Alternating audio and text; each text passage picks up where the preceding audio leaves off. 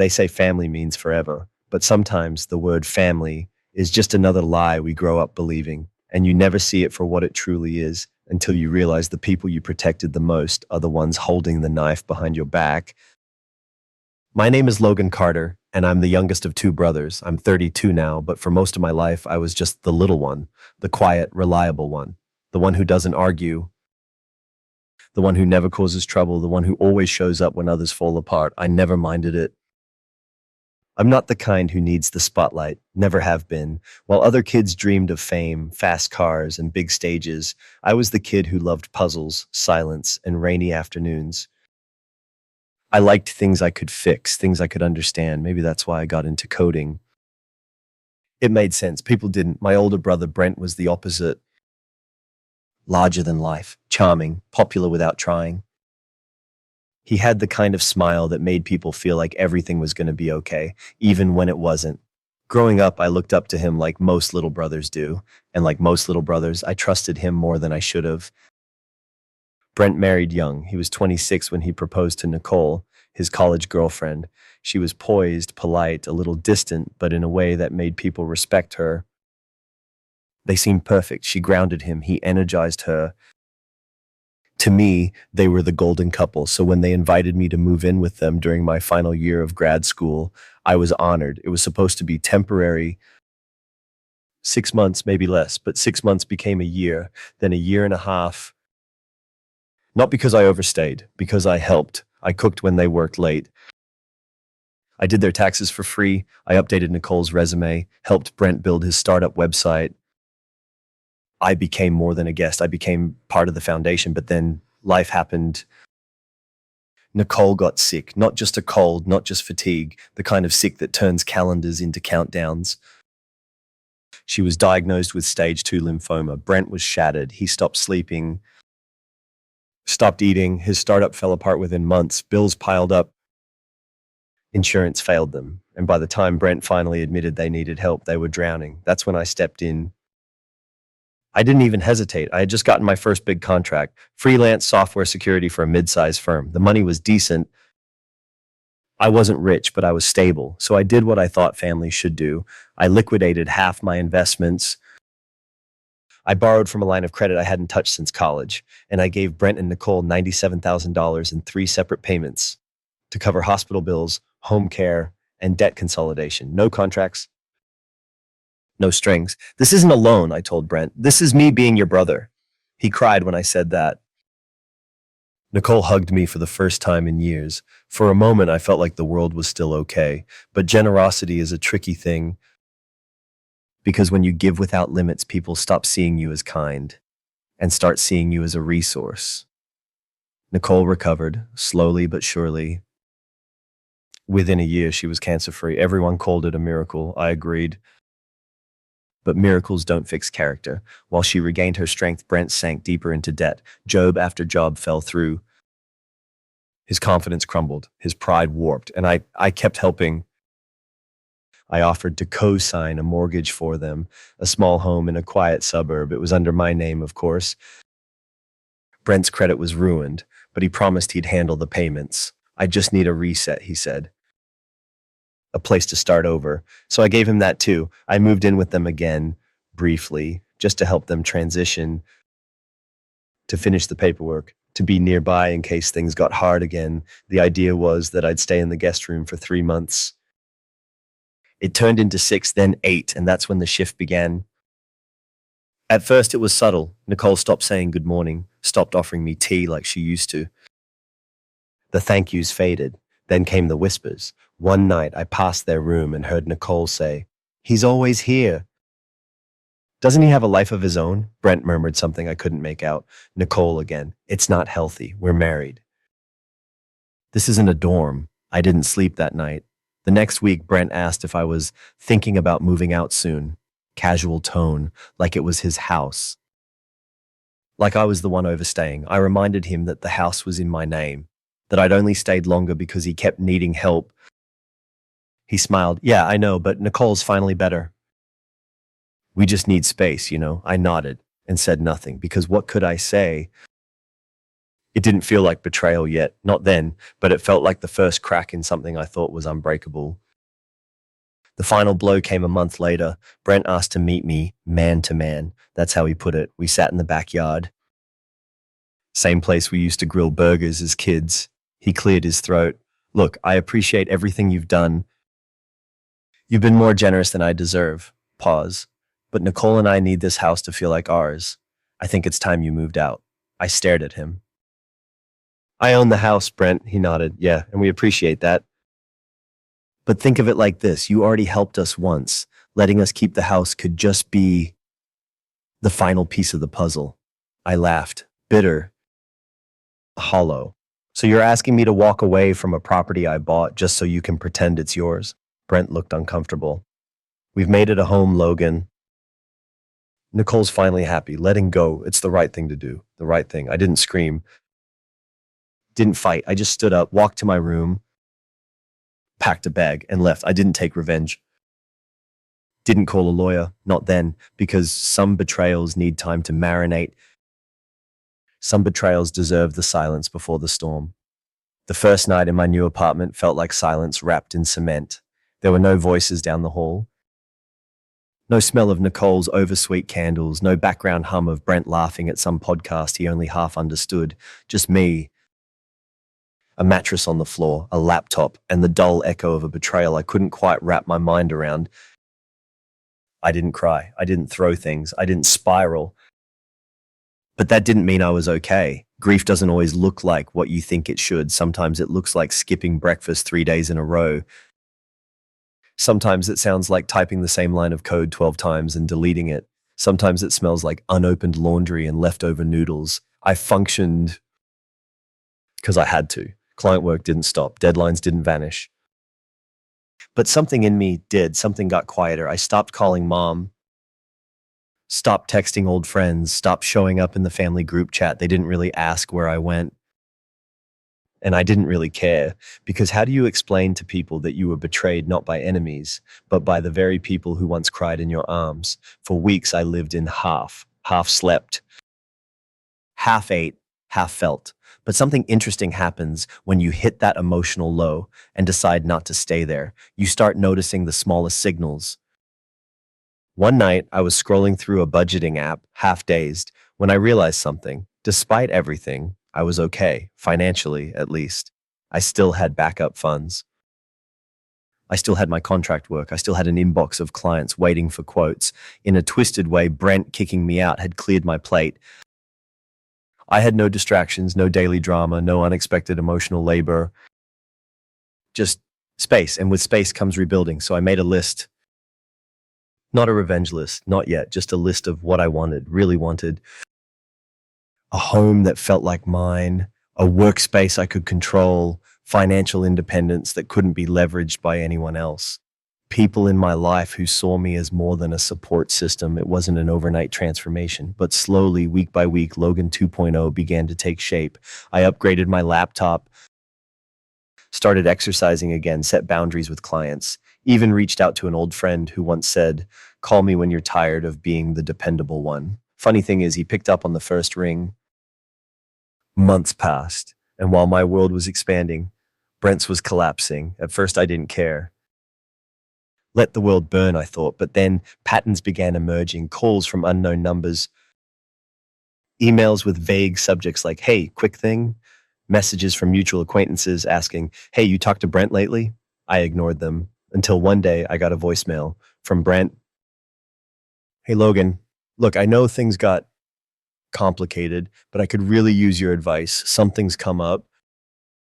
Call me back, please." I didn't, but I listened to that voicemail 6 times. A week later, another message. "Nicole's in some trouble. Legal stuff. We're not doing great. I know I messed things up. Just if you can talk, let me know." Still, I didn't respond because curiosity doesn't equal forgiveness, and I was still unpacking the damage. But I started paying attention, and what I saw was fascinating. The house, the one I bought, was listed as collateral in a recent loan. Public records showed a lien. Property taxes hadn't been paid in over a year. Brent and Nicole were living on a time bomb, and they didn't even know it. It's poetic, really. They took my home. Now it was taking them down. But here's the difference. I didn't have to lift a finger. All I had to do was wait. And that was the moment I realized this wasn't just about betrayal anymore. It was about balance. And the scales were finally starting to tip. There's something hauntingly satisfying about watching the trap set itself. No bait, no push, no drama. Just gravity doing its job. Brent and Nicole didn't realize they were on the edge of a cliff, and I didn't need to warn them. Because the same silence they once used to push me out was now surrounding them. Only this time it wasn't mine. It was the system's. It started with the lien. I found it listed on the county website, plain as day. Apparently, Brent had taken out a private loan a year ago, using the house as collateral, which, of course, was legally still under my name, because they never filed a title transfer, because they thought I wouldn't come back, because Brent assumed I was too passive to check. Funny thing, assumptions. They're just blindfolds people tie over their own eyes. I spoke with a property attorney, told him everything, showed him the original mortgage, my bank statements, the public record. He looked up, raised an eyebrow, and said, "You never transferred ownership?" I shook my head. "So technically, you still own it?" I nodded. He smirked. "Well, Mr. Carter, it's about to get interesting." Over the next few weeks, I began the process of reclaiming legal control, quietly, efficiently. Filed notice of foreclosure with the bank, paid off the remaining lien, just $14,000. And because I was the legal owner, I had the right to do it. Then I restructured the mortgage in my name, only moved the tax payments to my primary account, and requested a legal eviction notice. I wasn't doing this out of cruelty. I was doing this because I finally understood something. You cannot build your peace on someone else's pain and expect it to last. The notice arrived on a Thursday. It was taped to the front door. Standard legal wording, non-confrontational, just cold enough to sting. "This property is no longer authorized for residents. Please vacate within 30 days. I didn't send a text, didn't call, didn't knock. I waited, because I knew what was coming. The next evening, my phone rang. Brent, I let it go to voicemail. He called again, then again. On the fourth try, I picked up. "Logan, what the hell is going on?" His voice was tight, panic barely contained under forced calm.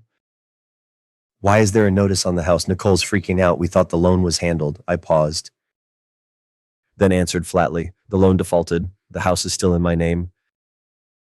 I paid the lien. I reclaimed the deed." Silence. Then, You're evicting us?" "No," I said. "The bank is." Another pause. "But you're the bank now, aren't you?" I didn't answer. Didn't need to. "Logan, come on," he said, his voice rising. "This is petty. We're family." I let that hang for a beat. "You're right," I said softly. "We are." Another beat. "That's what makes this so tragic." And I hung up. I didn't block his number, didn't scream, didn't threaten. Just walked away. In the weeks that followed, I drove by once, just once. They were packing, cardboard boxes on the porch, Nicole sitting on the steps, phone pressed to her ear. Brent pacing, cursing the sky. I didn't feel joy, didn't feel revenge. Just closure. I stopped the car, got out, walked to the mailbox, taped one last envelope to the front. Inside was a check for $2,000 and a note that read, "For the U-Haul. I know what it's like to leave a house you didn't expect to. Logan." Then I left. No cameras, no audience. Just truth served cold and clean. The day they left, the sun came through my window at the perfect angle, like the world knew something had finally shifted. There was no celebration, no victory music, just quiet, the kind of quiet that doesn't ask for applause. A few hours after Brent and Nicole moved out, the real estate keys arrived in the mail, not from a stranger, from the property officer I hired to handle the transition. "Everything's done," his note read. "Welcome back." I stared at the silver keys in my palm, the same keys I once handed to Brent with a heart full of hope and a mind full of trust. Now they were back, colder, heavier, but undeniably mine. The house was empty. Echoes filled the rooms. I walked through slowly, like stepping into the ruins of a life that never truly existed. In the living room, I found a picture frame, face down. It was a photo of the three of us. Me, Brent, Nicole, taken the day we signed the house contract. I almost laughed. Not from humor, from recognition. The image was fake. I just hadn't known it then. I threw it away, not out of anger, out of mercy. Because pretending nothing happened isn't the same as healing, and I was done pretending. Over the next few weeks, I transformed the house. Not just cosmetically, spiritually. I painted the walls a deep blue, replaced the kitchen tiles with something clean, cold, minimal. I built a soundproof studio in the basement, my first real creative space in years. Started playing music again, recorded ambient mixes, posted them online. People actually listened. Turns out, when you stop carrying dead weight, you float a little higher. I hosted my first dinner party in the new space 3 months later, just close friends. No family. We laughed, cooked, played cards late into the night, and for the first time in years, I didn't feel like I was holding space for someone else. I was living in my own. Somewhere in the middle of that new chapter, I stopped checking Brent's social media, not out of pride, out of peace. I no longer cared what they were doing, where they lived, how they felt, because the truth is, some stories deserve to end, and I was done flipping back pages to people who never wanted to read mine. My new home became something sacred, not because it was expensive, not because it was stylish, but because it was mine. Paid for with silence, decorated with restraint, and filled with only the kind of people who knew how to stay when things got quiet. I reconnected with my cousin Jordan. We hadn't talked much during the fallout, but he came by one day, walked through the house slowly, and said, "Man, you built something solid here." I nodded. It only took losing everything first. He looked at me. Funny how that works. Funny indeed. I didn't tell people what happened, didn't explain why Brent and Nicole were gone.